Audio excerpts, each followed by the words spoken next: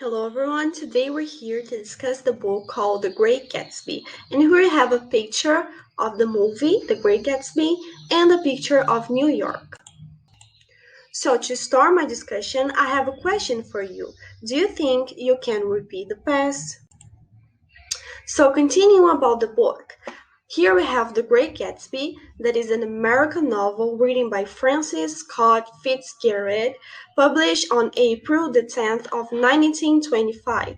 Its genre can be considered realistic or modernist tragedy once it contemplates the treatment of the social classes, the inherited versus self-made wealth, race discussions, environmentalism, and the most important aspect, the cynical attitude towards the American dream. The book has about 100 pages. So the story is about the love story between Gatsby and Daisy, and it happens during the Jazz Age. That's the reason I'm dressed like this today. So it happens in the rich and opulent New York from the 1920s after the First World War.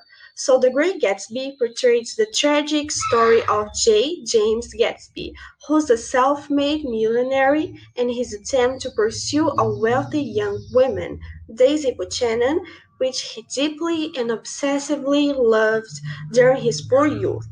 So the novel is narrated by Nick Carraway, a character overmuch similar to the author himself, who moved from Midwest to New York in order to pursue a career in the stock market, once it had become profitable as America got richer after the war. So in the spring of 22, Nick starts living in the village of West Egg on Long Island, where the colossal mansions of the newly rich were at. So right across the water, in a more refined fictional village of East Egg, his cousin Daisy lives, and she will be known as the reason his neighbor Gatsby built his own mansion and threw huge parties full of bootleg drinks and fancy cars as an attempt for Daisy to notice him. So now about the characters, we have Nick Carraway and his novel's narrator. He's honest, tolerant, and inclined to reserve judgment. So Nick quickly befriends his next-door neighbor, the mysterious Jay Gatsby. So as Daisy Buchanan's cousin, he facilitates the rekindling of the romance between her and Gatsby. So we also have Jay Gatsby, who's the protagonist of the novel. So Gatsby is a fabulous, wealthy young man living in a mansion in West Egg. He's famous for the parties he throws every Saturday night, but no one knows where he comes from, what he does, or how he makes his fortune. He is obsessively in love with Daisy. So here, concerning Gatsby parties, in the book you have this part.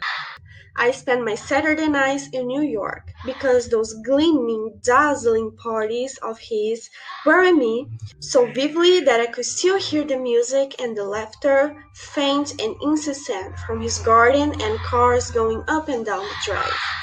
So continuing, we have Daisy Buchanan. She's Nick's cousin and the woman Gatsby loves. She fell in love with Gatsby and promised to wait for him. However, Daisy harbors a deep need to be loved, and when a wealthy, powerful young man named Tom Buchanan asks her to marry him, Daisy decided not to wait for Gatsby after all. So on the other hand, we have Tom Buchanan, who's Daisy's immensely wealthy husband. He was once a member of Nick's social club at Whale, powerfully built and hanging from a society's solid old family. Tom is an arrogant, hypercritical bully. He is the Gatsby enemy. So I highly recommend this book. So The Great Gatsby is a fantastic, realistic book, highly recommended to all ages from 13 years old, and is capable of taking the reader to a well-designed dichotomy of the inherited versus self-made wealth, full of allegories and plausible analysis. So besides the marvelous plot and the narrative scheme being tempting, manipulation of either despising or loving the characters and its atmosphere. So now answering our first question. Can you repeat the past? So according to Gatsby, he says, can repeat the past. Why? Of course you can. So I chose this book because I felt interested in the narrative, besides my love for historical tragedies. And I finish with this phrase: reserving judgment is a matter of infinite hope, by Francis Scott Fitzgerald.